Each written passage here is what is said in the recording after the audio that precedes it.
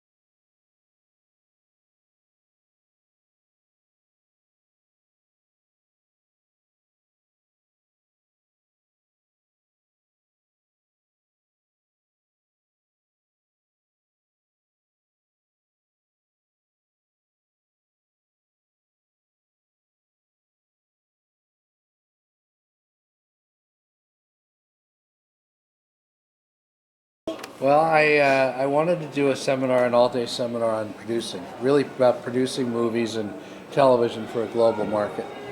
Because, everybody here is really about producing movies and television for a global market. Because, everybody here does localized stuff, but people are Yes. doing more and more all over the world for international, exhibition. So the same thing's happening here. Filmmakers and want to make shows and want to make movies that other people can see all over the world. So that's one of the ways to do that is to learn a certain level of production, of producing, and that's what I'm here to teach. When was the first time that you took interest in the Philippines, in the Philippine market, in the Philippine producing field or movies? Well, it's been about on and off about 3 years. I've been coming about 5 years, but about 3 years ago, I really felt that there's an opportunity here for people to take off, to really do, good international product, which is also, generally means in English, but to do product that can travel all over the world. It just felt like the community here was closer to what I was used to in Hollywood and to compare to other countries. Was there a particular movie or actor that really opened your eyes and that's why you said, "Hey, I might as well take a chance here"? Well, recently I met a director named Pedro Lopez, who directed a movie called Maria. Yeah. And Maria has done extremely well on Netflix. In fact, it's one of the top films on all of Netflix worldwide. So that kind of was what I was, in a sense, waiting for, was to see a Philippine director whose movie traveled to the States, worldwide, that wasn't, just a telenovela style movie. Yes. Which is We've been doing that boxed and formula style for some decade now, and yeah, I mean, I understand it. There's a particular audience for it. The same thing in the States. You still see, even with all the production going on, there's still Hallmark and Lifetime. Yes, so there's yes. Days of Our Lives. Yeah, there's a big soap opera audience. So there's an audience for it. But for me, I wanted to see and start to meet filmmakers who make like the kind of indie films they make in the States. Not studio movies, not Marvel movies, but the kind of stuff you see at Sundance and edgier, interesting stuff, which is harder here because there's not a lot of places to show that kind of thing here. And you want to make it mainstream. Yeah, exactly. And have those filmmakers also make product that they can make it shoot in the United States, they can shoot England. You know, what you want is you want to be able to make something that tells a story about your own culture or your own country. But what the real success is, somebody in Hollywood looks at a director and they say, boy, he or she would be great for this movie. And it doesn't matter whether they're Filipino, American, African American, Belgian. It's just they're a director. And Ang Lee's like that. Yes, Born, yes, you yes. know, a New Yorker, but born in Taiwan. But he doesn't direct Taiwanese movies. He doesn't direct Chinese American movies. He directs movies that are interest good. him.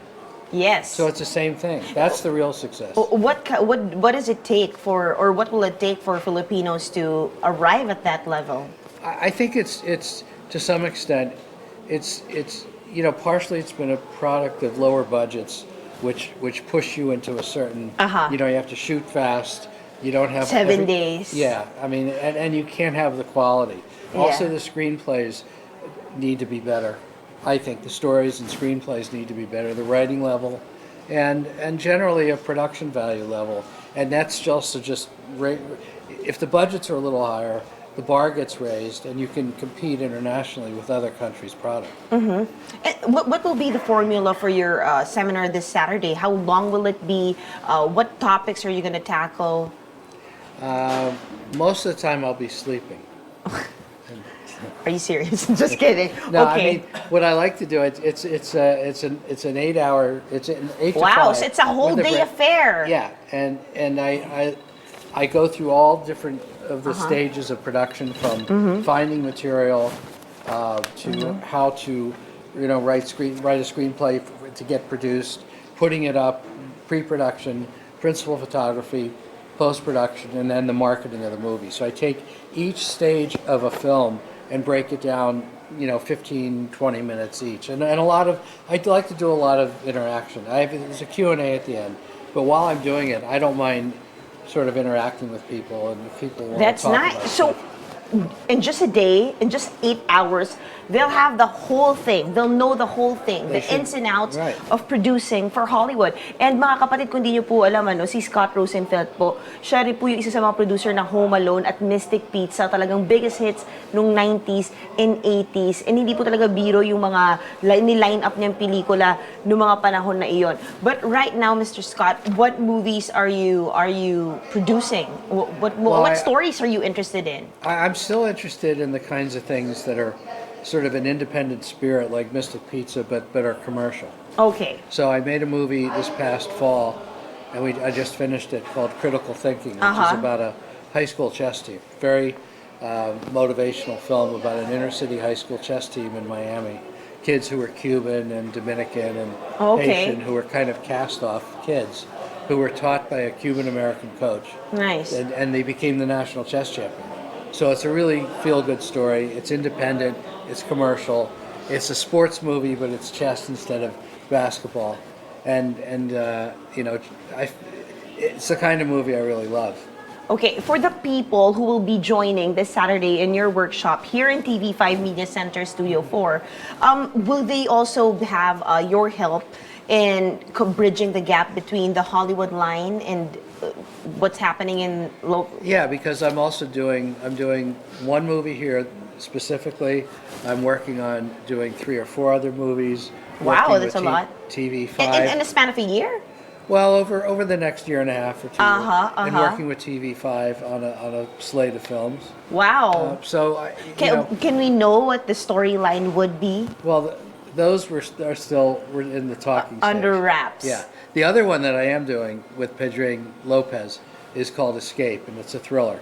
It's about a kid, an Australian Filipino kid, who's mistakenly arrested for a drug deal, and then they realize the police realize he has this substance that they think is cocaine, and they discover that it's not at all.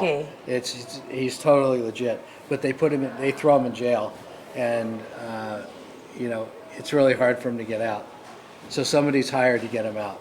So, and it's all about getting him out in time before he gets thrown into a bigger jail and he's gone for life. Wow. So it's a pretty exciting film. Yeah, that's really interesting. And you mentioned before that you're also, maybe in the long run, your goal for this would be to help standardize the film industry here when it comes to production. Yeah. And maybe put up a school? Yes, we definitely work. Part of the whole thing about these seminars is to start a film school that is like workshops, continuing workshops, a certificate program, ultimately maybe a bachelor's program, producing, writing, directing, all of that. And that's a big help for the industry. Yeah, because it's and to train people in sort of a global perspective. Yeah, exactly. Global scale. Yeah. How long do you think will it take for us to become to be in fruition? The school, or you mean the industry? I mean the people, the industry. The industry? I don't know, 3 to 5 years. 3 to 5 years. I mean, all it takes is people starting to make films that travel, that get picked up by Netflix or Amazon or play internationally or, get nominated and that kind of thing. And not just an art movie, a commercial film. And thank you so much for this, Mr. Scott. So how can they actually join the seminar on Saturday, and what time would it start? Well, it starts at 8 a.m. We can take people, they can come and they can pay there. Oh, really? Yeah. There's also a website. So okay. I think all that information is available. There's a phone we'll number. Put it in the Cargin, the website, and of course, kung magkano mga kapatid, kung ano kailangan yung dalhin, ID ba, yung mga requirements, ilalagay po namin lahat para hindi kayo malito at talaga kompletong-kompleto yung pagdala nyo. Do they need to bring their own cameras, pen and paper, etc.? Or they can take notes if they want. I mean, they just have to bring themselves. Yeah, mostly to listen. Nice. And of course, please again invite them to join, Mr. Scott. Yeah. Well, I'd like people to come this Saturday. I think everybody will learn a lot. I think it'll be fun for people who don't know the industry at all, who may not want to be professionals. But I also think for people who want to really discover what it's like to produce and be production managers and work in production in general, I think it's going to be a great time. At sobrang sulit talaga nito mga kapatid. Imagine in a whole day, 'di ba? Meron ka ng crash course kung ano mga dapat mong malaman, paano ka dapat magsimula, o kung part ka na ng industriya, paano ka pa gagaling. So yun nga, may replay po ito sa www.news5.com.ph, sa News5 Features Facebook page at News5 Facebook page, at syempre mga kapatid sa hashtag Newsroom5Live sa aming YouTube account. Please like, share, and subscribe. Yun nga mga kapatid, talagang spread the word. Good afternoon sa inyo. Ta-ta!